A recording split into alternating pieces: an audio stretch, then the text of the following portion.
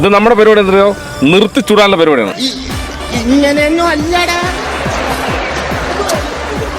ചേട്ടാ കുറച്ച് ചോറ് തൊട്ടപ്പുറത്തെ ലൈനത്ത് കഴിക്കടാ.